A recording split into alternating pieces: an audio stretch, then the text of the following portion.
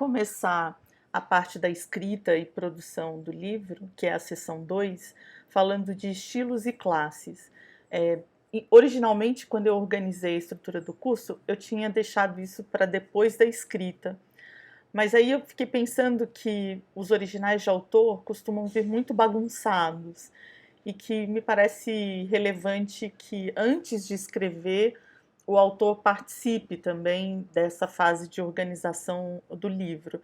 E para que o autor, né, para que a pessoa responsável pela escrita do livro, a escrita original do livro, entenda o papel dos estilos, é preciso então que esse conteúdo seja o primeiro a ser apresentado. Já faz bastante tempo que as editoras usam estilos nos arquivos de Word, porque eles facilitam muito a diagramação.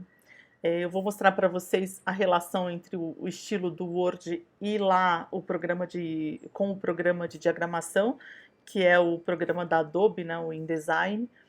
Mas agora com os livros digitais, esse papel dos estilos de um original bem, com os estilos bem aplicados, é ainda maior, né? Porque os mesmos estilos que o editor de arte e o diagramador usarem lá no InDesign, eles podem ser usados como classes no HTML.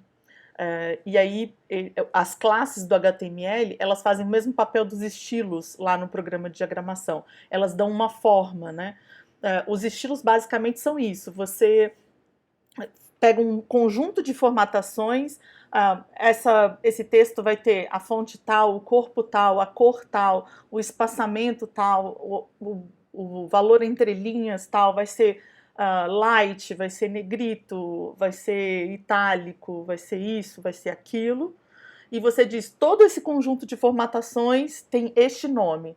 Toda vez que eu aplicar este nome, o programa deve usar essa formatação. E isso vale para o Word, isso vale para o InDesign, e isso também vale para o HTML. Né? Essas informações de formatação no HTML ficam num arquivo que é a folha CSS.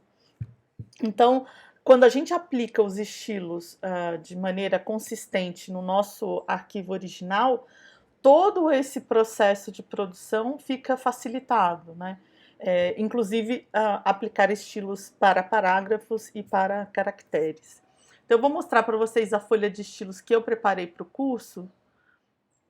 E aí é aquela história, né? Casa de ferreiro, espeto é de pau, porque eu falo sempre que a folha de estilos tem que ser unificada para a editora, e a minha própria editora não tem uma folha de estilos unificada. Eu unifiquei 2 projetos aqui para o curso e vou acabar usando essa folha para a minha editora, porque eu acho que ela ficou razoavelmente completa. Então, a folha de estilos é isso, olha, eu vou clicar aqui, todo texto que eu escrever, então esse daqui é um parágrafo, né? Isso aqui é um parágrafo. Todo texto que eu escrever que for instrução de livro digital, eu posso vir aqui e pedir para o Word aplicar o estilo instruções livro digital.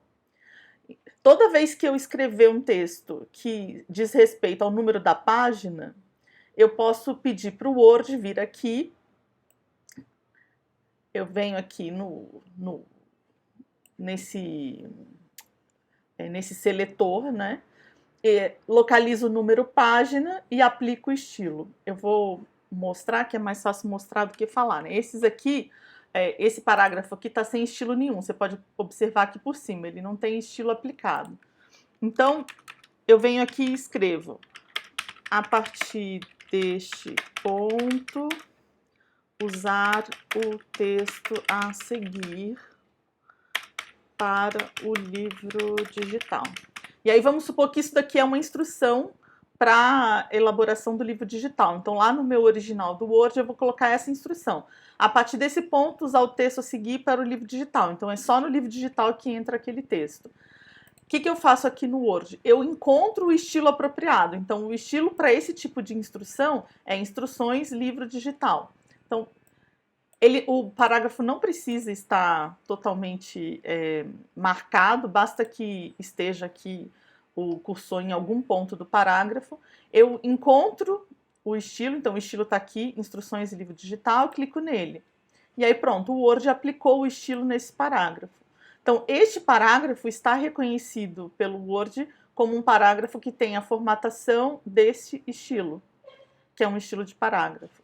Se eu quisesse escrever o número da página, então página 8, eu quero dizer para o Word que esse parágrafo precisa ter a configuração número-página, que é o estilo apropriado para o número da página. Então, eu encontro esse estilo aqui na paleta. Achei aqui número-página, aqui, número-página, ele está aqui. Eu clico nele e pronto, ele aplica o estilo neste parágrafo. Se isso acontece aos montes na preparação, é uma briga. Porque o preparador recebe o texto com estilo e aí ele diz assim, esse texto está muito grande, não gostei do texto muito grande. Aí ele vem aqui e modifica. Vejam o que acontece aqui na paleta. O Word entende que este parágrafo tem o estilo instruções livro digital, mas tem uma formatação que foi alterada, que é o corpo da fonte. Então o corpo da fonte tem que ficar com 10 pontos. Quando eu entrar com esse arquivo lá no InDesign, o InDesign vai fazer a mesma coisa. O InDesign vai aplicar a formatação que está prevista lá no projeto gráfico para instruções livro digital e vai reduzir o corpo da fonte. Portanto, isso não deve ser feito, isso é uma prática pavorosa. Se você quer que o parágrafo tenha outra formatação que não aquela que veio do editorial, ou que, enfim, porque você quer um espaçamento maior para enxergar melhor na tela, não gosta da cor, qualquer que seja a razão. Tem duas maneiras de você modificar o estilo sem produzir isso, né? Sem produzir esse estilos mais alguma coisa que seja uma alteração na formatação. Você pode fazer essa mudança, nesse caso eu coloquei 10 pontos aqui, aí eu encontro o estilo aqui, a paleta de estilos, clico aqui no triângulo aqui do lado, e eu peço para o Word atualizar aquilo que está marcado lá, então aquele parágrafo lá vai atualizar o estilo, então eu peço para atualizar, e aí veja, todos os, perdão, os parágrafos que tem essa marcação de estilo agora tem 10 pontos. Né? A mesma coisa aqui, vou apagar só para não atrapalhar a minha paleta. A mesma coisa aqui para a página 8, né? Não gostei do itálico, não quero que seja itálico. Você pode tirar o itálico e aí você vem aqui no número página e pede para atualizar. E aí veja que ele atualizou o de cima e o de baixo, né? A outra forma de você modificar um estilo é você vir diretamente aqui na paleta. Então, por exemplo, o número de página eu não quero itálico. Eu clico aqui do lado no triângulo e escolho modificar estilo. E aí eu posso modificar todas as características do estilo, inclusive aqui o itálico que eu não quero mais. E aí ele modifica. Então, a paleta de estilos, eu não vou explicar como fazer a paleta, como montar a paleta, primeiro porque eu vou entregar a paleta para vocês já montada, e aí vocês podem, enfim, modificá-la como quiserem, mas basta dizer que tem uma tecla aqui, né, que é um botão aqui que é um novo estilo. Então, se você está aqui num parágrafo, e você clica aqui para novo estilo, todas as características que estão aqui neste parágrafo vão ser carregadas pelo Word, você escolhe um nome e você cria esse estilo, né?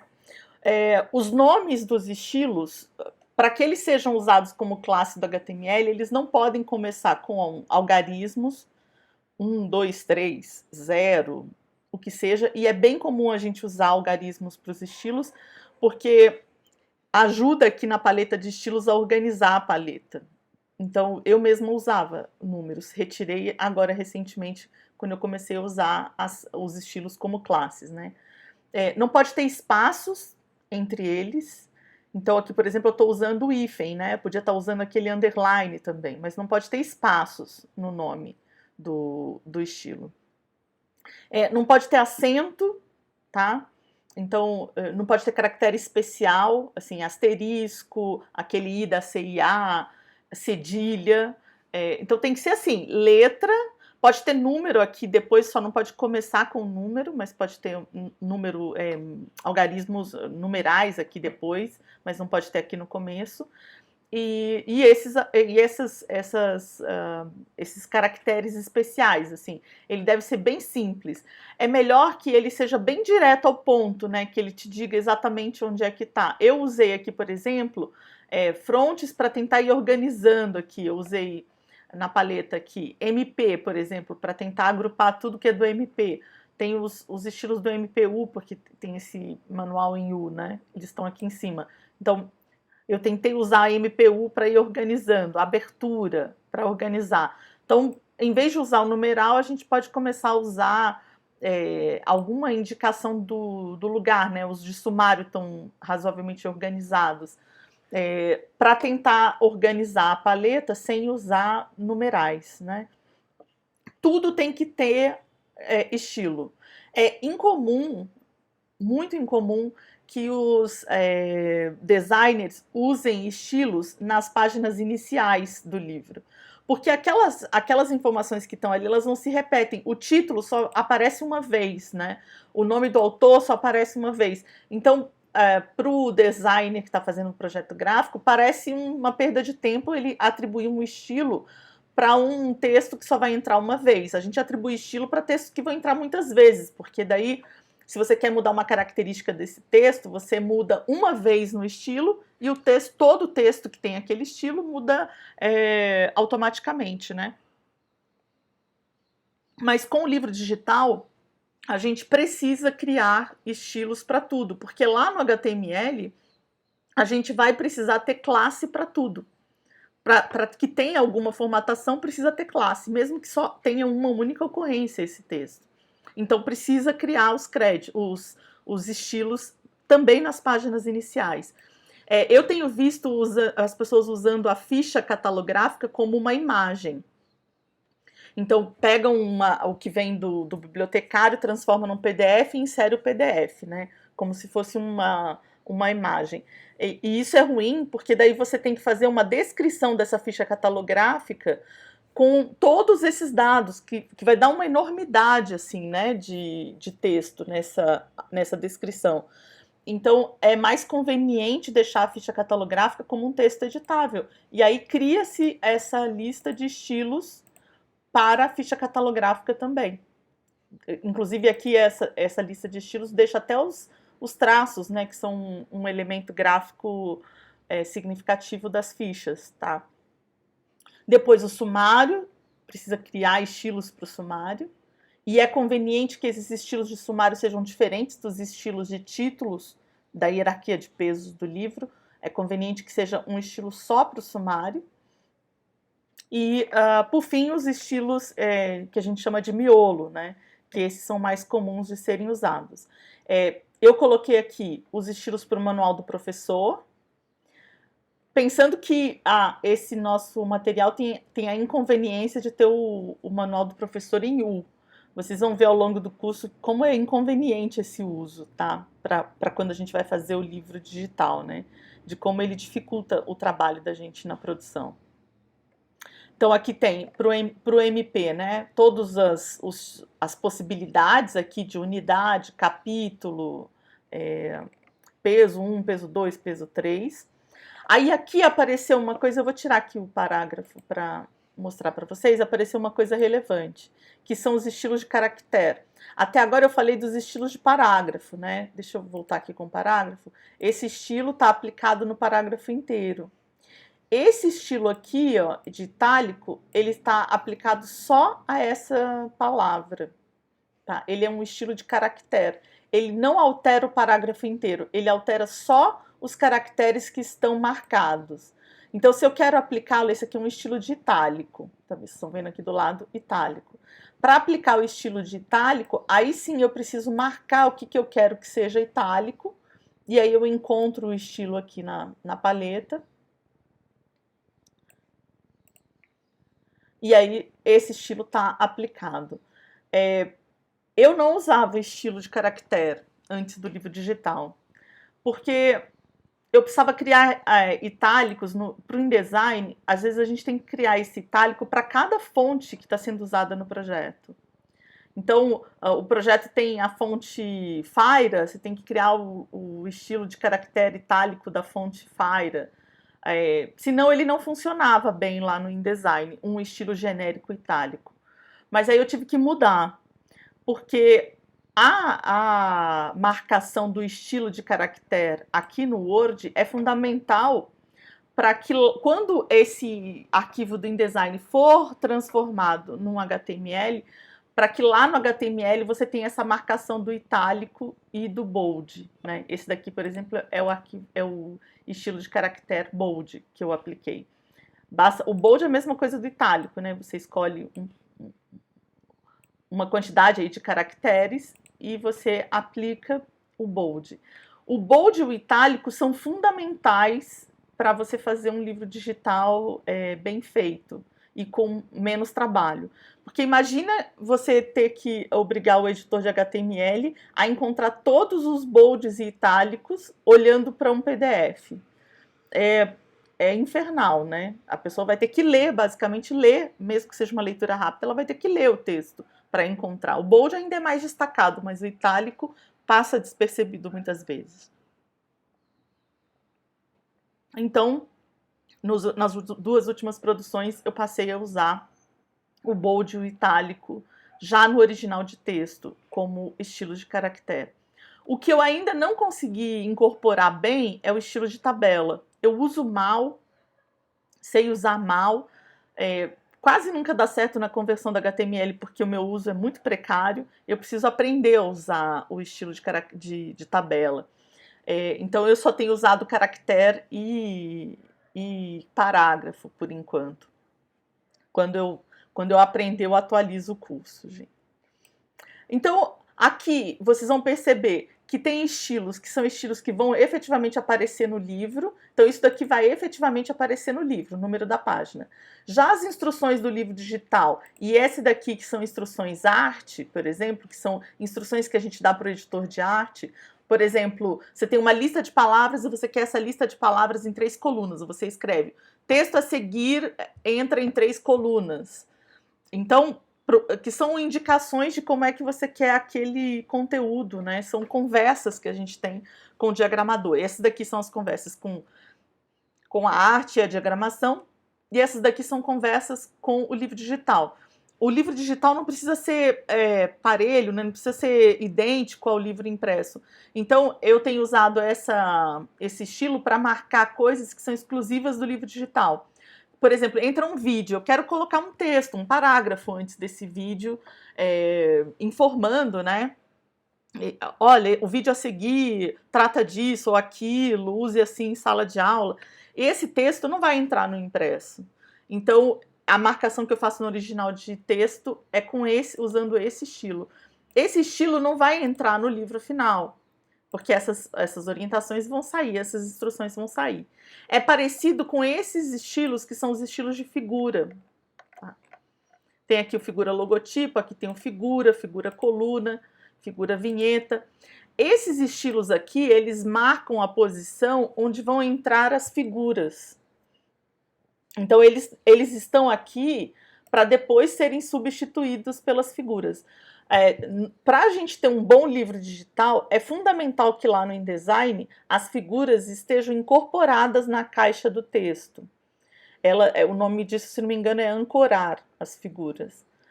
Então, se você deixar as figuras em caixas separadas da caixa do texto, como era comum a gente fazer no InDesign antes do livro digital, quando você transforma isso no HTML, essas caixas que estão independentes, elas vão para o final do livro. E aí você tem que ficar encontrando o lugar delas. É exaustivo. Então a gente precisa ancorar essas imagens dentro da mesma caixa. E esses estilos nos ajudam a marcar essa ancoragem, né? Depois, quando a gente transforma o HTML, o InDesign em HTML, esses estilos, eles se transformam em classes.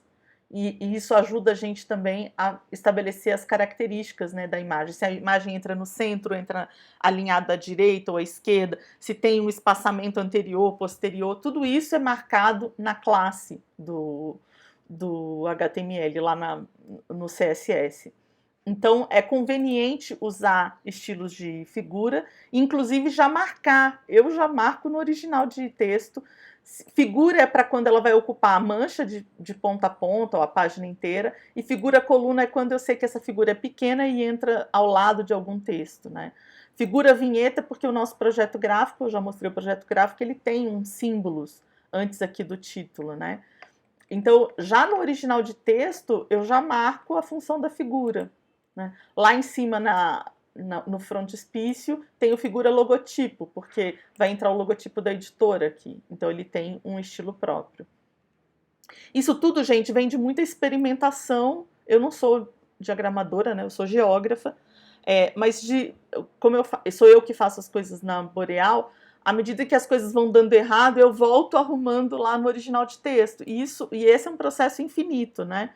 Eu estou aqui em dezembro de 2022 falando isso para vocês. Se o curso fosse daqui 6 meses, já seria diferente, porque eu já teria incorporado outros erros que eu consigo encontrar lá no final e achar uma solução para resolvê-los. Alguns erros eu não achei ainda a solução, como é o caso das tabelas. Eu tenho aplicado estilos de tabela, que é a classe, na verdade, no HTML. Eu não consegui achar um jeito de fazer esse processo mais inteligente, né? Algumas coisas eu já encontrei soluções. Esse das figuras é uma coisa que eu comecei a fazer no meu Word e que tem dado muito certo na hora de fazer o livro digital. Aí aqui vem os estilos para o livro do estudante, né? Então eles tentam cobrir aí uma grande quantidade de textos diferentes que vão entrar. E aqui são os estilos para o manual do professor em U. Porque no manual do professor em U, a cada página do estudante, ao lado, nas laterais, vem instruções para o professor. Bom, essa é a paleta de estilos, né? Agora eu queria mostrar para vocês, eu vou usar aqui no final, que eu acho mais fácil. Eu vou escrever um texto aqui e a gente vai entrar com esse arquivo lá no InDesign para vocês verem como funciona, né?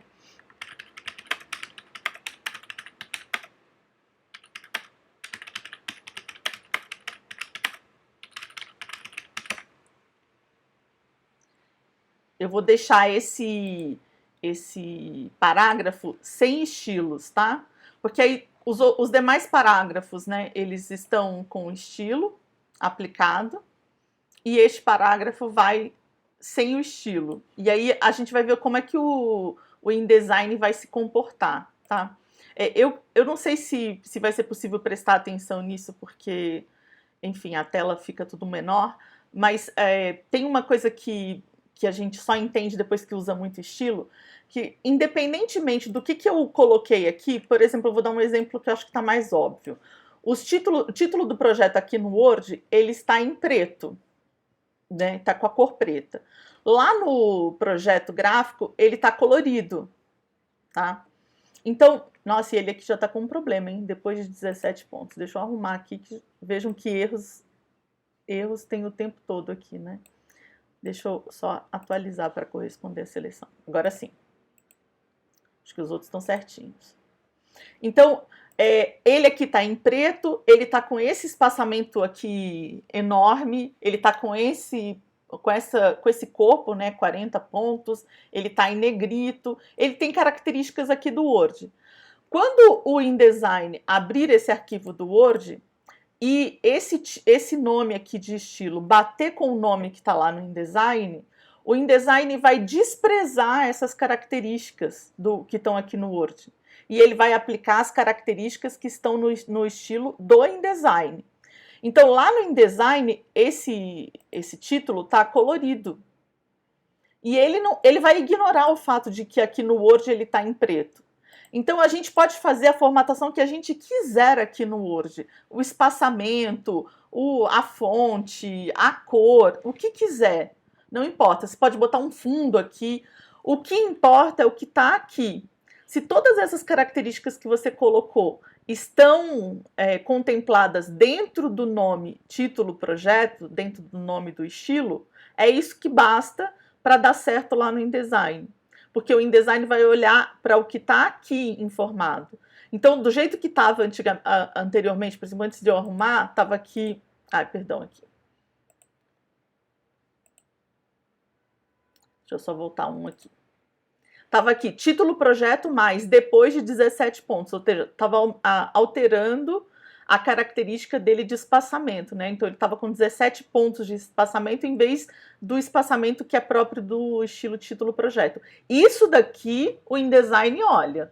Ele vai aplicar a mesma configuração, ele vai colocar lá no projeto gráfico título projeto e vai colocar 17 pontos de espaçamento depois do parágrafo. Então, o que a gente precisa cuidar no Word é para que não tenha alteração aqui no estilo no nome do, perdão, nas características do estilo. Que não tenha nada aqui fazendo nenhum tipo de variação do estilo. Se a gente garantiu isso, pronto. Não importa qual é a característica que está aqui, vai dar tudo certo lá. Então, deixa eu abrir aqui agora o InDesign. Esse daqui é um arquivo que tem todos aqueles estilos, estão aqui do lado. A paleta de estilos aqui do InDesign é idêntica à paleta de estilos do Word. Então, por isso que numa outra aula da sessão 1, eu disse que é conveniente, na aula sobre projeto gráfico, se não me engano, na aula 5, eu disse assim, é conveniente entregar para o designer um arquivo do InDesign em branco. Esse aqui está todo em branco, olha, ele não tem nem as características aqui das páginas, dessas páginas padrão que a gente cria, esqueci o nome delas. E nem isso tem, tá limpinho aqui o arquivo. Só que aqui do lado já tem todos os estilos. E aí o que o designer vai fazer? Ele vai pegar cada um desses estilos e vai atribuir uma característica, uma formatação, a formatação que ele quiser. Mas ele não vai precisar digitar aqui o nome dos estilos. Porque o que acontece muitas vezes é que o designer digita aqui, você manda a lista de estilos, né, no Word para ele, no briefing, e aí o designer imprime aquela folha e fica olhando para aquela folha para criar os estilos dele. Só que aí ele está digitando, e aí na digitação pode ter erro de digitação, ele pode colocar acentos automaticamente, porque a gente está acostumado, né, a escrever número com um acento no U. E aí isso passa. Ele pode usar cedilha, ele pode dar espaço, que são coisas automáticas de quando você está digitando.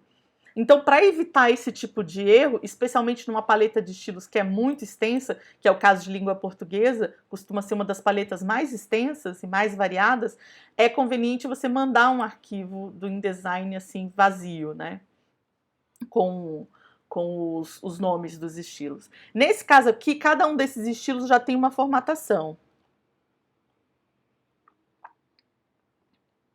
Mas o designer pode receber uma em branco, né? Você nem precisa gastar tempo botando formatação em cada um desses estilos. Aqui no InDesign, então, tem os estilos de parágrafo, tem os estilos de caractere, tem os estilos de tabela, e tem mais um tipo de estilo que eu esqueci agora, que é o estilo que a gente pode atribuir a cada caixa de texto. Eu esqueci como é que ele chama, que eu também não sei usar.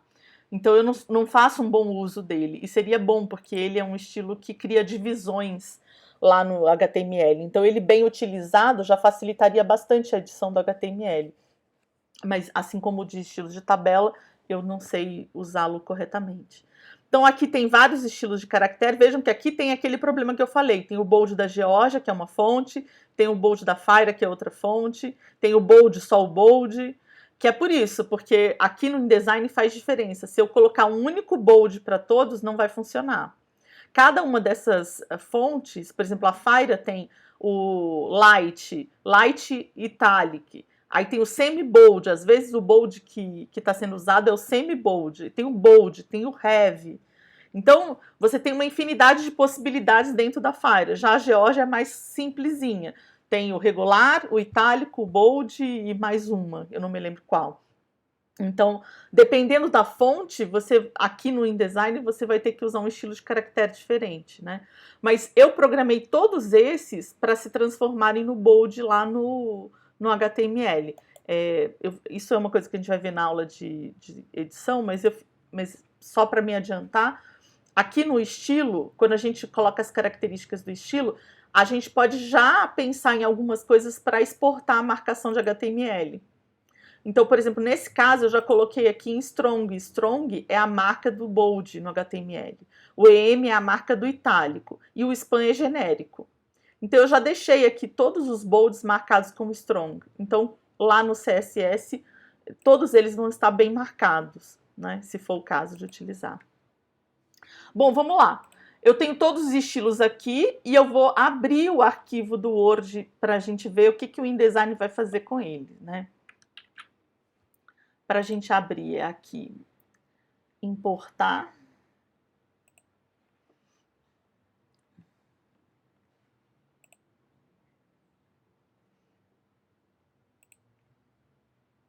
Aqui é o arquivo do Word.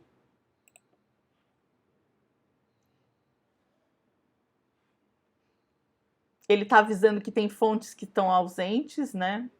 Então eu vou ter algum problema aí com fontes.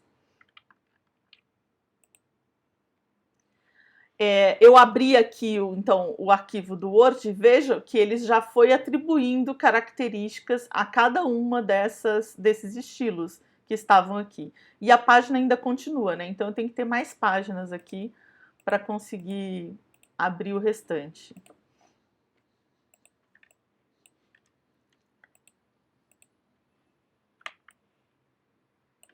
Eu vou dar um comando para ele abrir todos que já carregar todos. Pronto. Então ele foi atribuindo a cada um dos estilos a característica que ele tinha aqui guardado. Inclusive, essas sobreposições é porque um desses estilos, que é o MP, que está embaixo aqui, número capítulo, ele é um estilo que está programado para ficar um pouco acima da linha, que seria a linha regular dele. Isso foi uma configuração que a designer fez para ajudar. Ele é bem bonito quando a gente termina no final. Mas nesse momento aqui ele fica um encavalado em cima do outro, né? Porque ele não está ainda com o texto configurado. Aí aqui, olha, o itálico entrou, deixa eu dar um aumento aqui para vocês verem. Ó, o itálico entrou, se eu clicar aqui no estilo de caractere, ele está com itálico. O bold entrou, ó, direitinho. E aí eu vou lá no título para vocês verem. Aqui o título. Deixa eu voltar lá no Word para relembrar, para quem talvez não tenha lembrado. Ó, o título projeto, ele estava em preto e ele estava todo em caixa baixa, né? Todas as palavras em caixa baixa. Aqui no InDesign, ele está programado para ficar com essa cor roxa, que inclusive isso é um erro, né? Porque o projeto inteiro é verde e ele ainda está com roxo. Mas ok, é um erro bom para mostrar como é que funciona, né? Essa passagem. E ele aqui está todo em caixa alta, porque se você vir aqui no menu do InDesign, esse estilo está escolhido como caixa alta, todas maiúsculas. Então, aquele texto que estava digitado em minúsculo já foi transformado em maiúscula. Isso é um outro problema que a gente tem com o digital. A coisa mais apropriada no original de texto é, se o texto vai entrar todo em caixa alta, que a gente digite todo em caixa alta. Porque esse uso que a gente faz do artificial, né, de transformar tudo em maiúsculo, ele falha muito no HTML. Então, o melhor é que não seja utilizado lá no Word, né? Que já venha tudo digitado. Olha, aqui, por exemplo, tá programado aqui no InDesign para eles ficarem em colunas esses textos. Então veja que eles já estão em coluna. Esse daqui está dando uma variação aqui. Isso está nos indicando, quando aparece esse mais na frente do estilo, significa que houve alguma alteração. É o mesmo mais lá do arquivo do Word, né? Alguma coisa que não deu certo. Se você clicar com o botão Alt do teclado e clicar nele, ele atualiza. Ele coloca aqui a formatação correta. O texto bullet está dando o mesmo problema. Ó. Eu vou clicar com o Alt. Pronto, agora ele está aplicando o estilo corretamente, que é com esse bullet verdezinho aqui.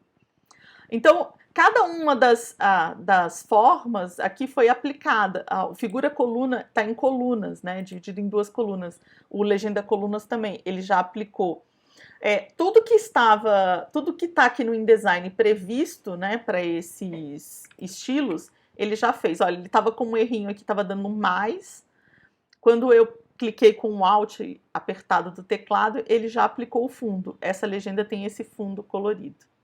O legenda deve estar com o mesmo problema. Deixa eu arrumar aqui.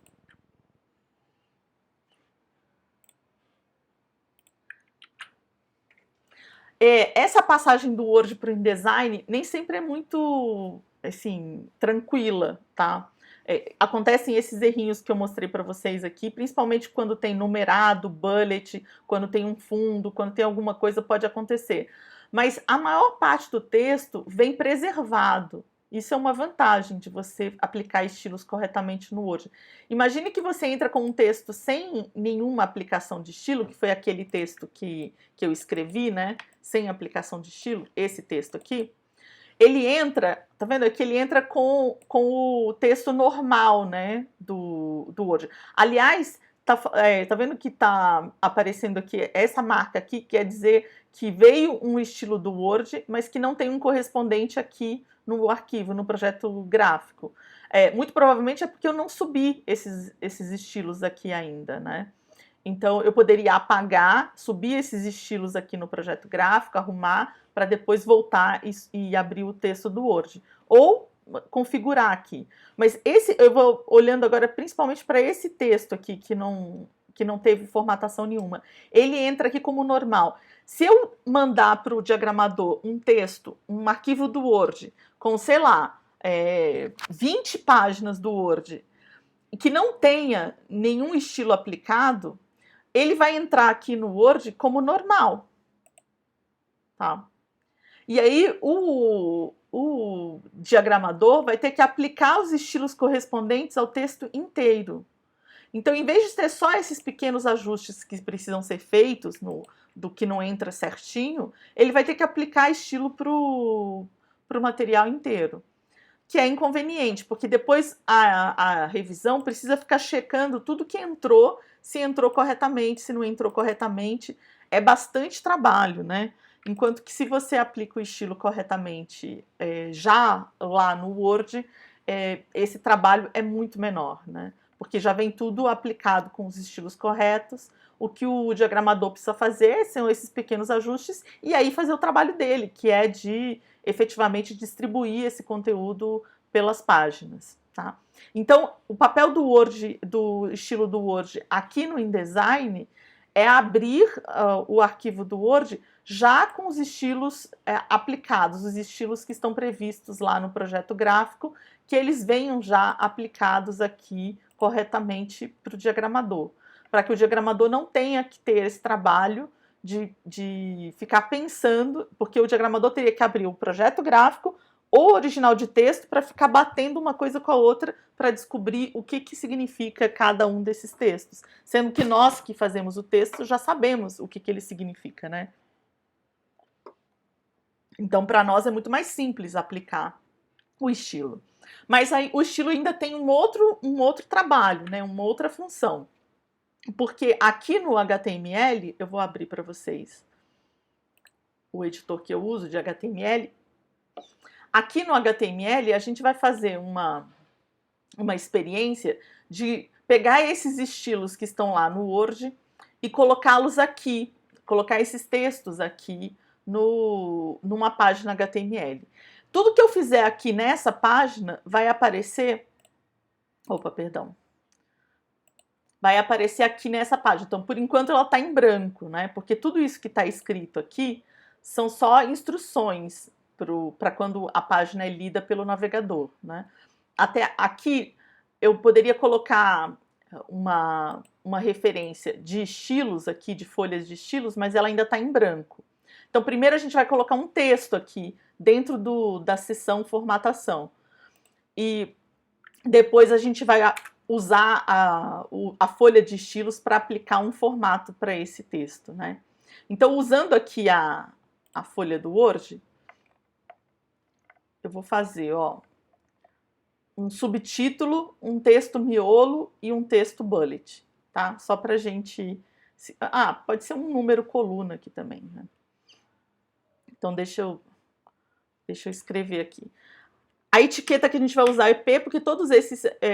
eu vou considerar todos esses como parágrafos, tá? Eu vou ignorar que o subtítulo é um título que deveria vir com um H e vou deixar tudo como um parágrafo. Então, eu quero um parágrafo P com a classe subtítulo. E aí eu vou escrever teste... Tá.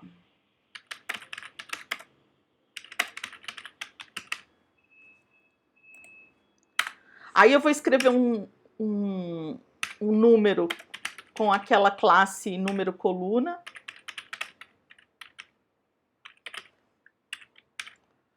Que esse é um organizador do projeto. Aí um texto miolo.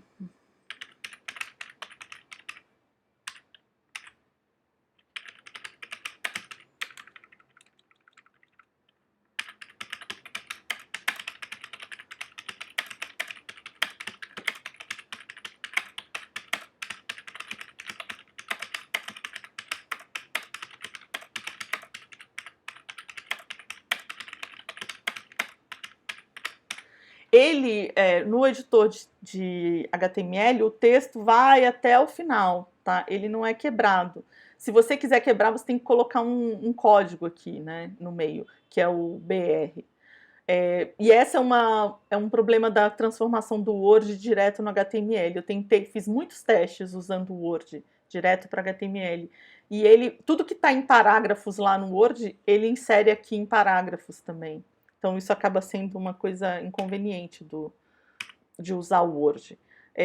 Para o código ser consistente, limpo, ele tem que estar todo aí na mesma linha. Se você começar a colocar divisões, aqui eu vou mostrar uma divisão, você não sabe como é que isso vai ser aberto nas telas, né? Então, os celulares têm tamanhos diferentes, as tablets, então você não tem controle, né, sobre como é que isso vai aparecer para as pessoas quando elas forem ler. Eu vou colocar também um bullet, tá?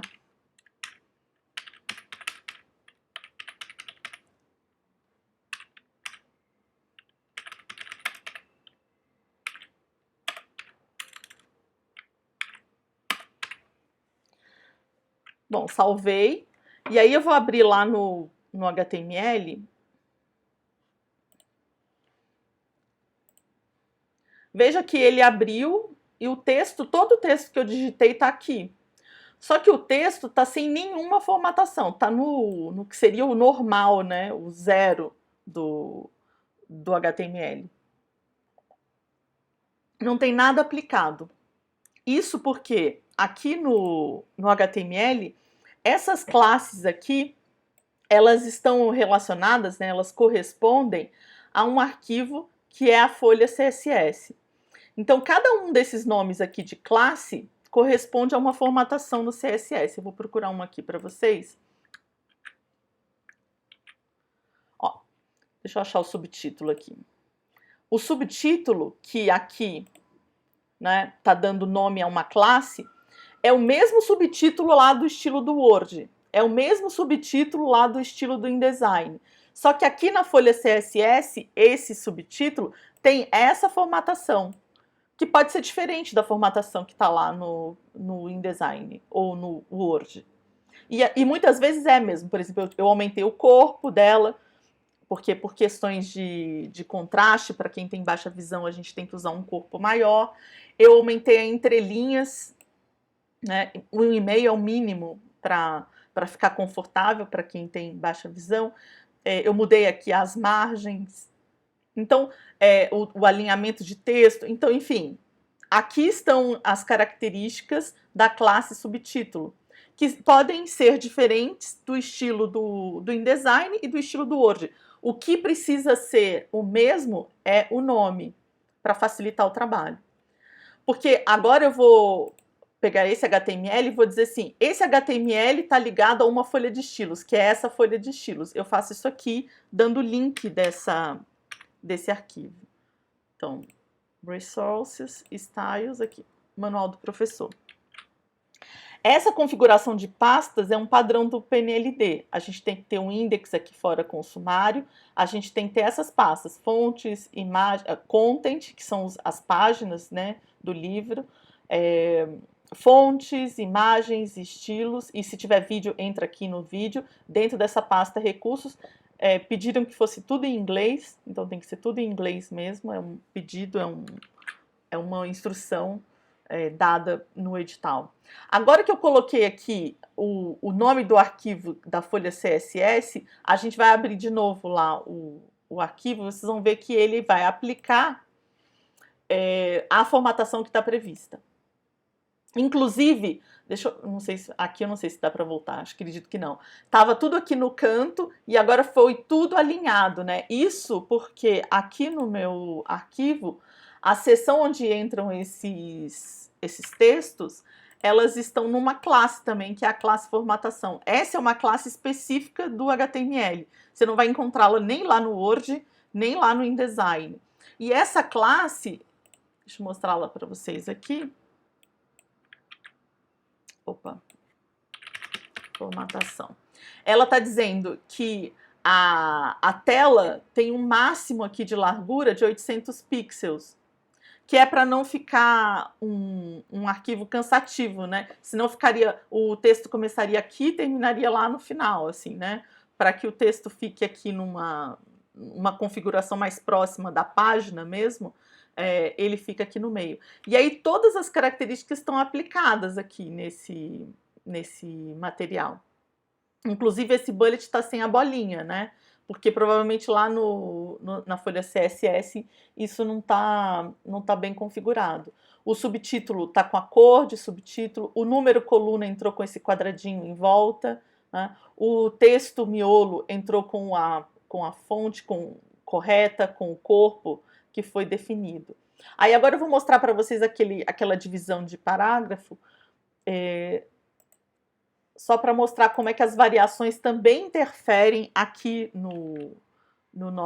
na folha CSS, né? Eu vou colocar uma divisão aqui, que não é uma divisão de parágrafo, mas é para uma divisão de linha, né? Para alguém...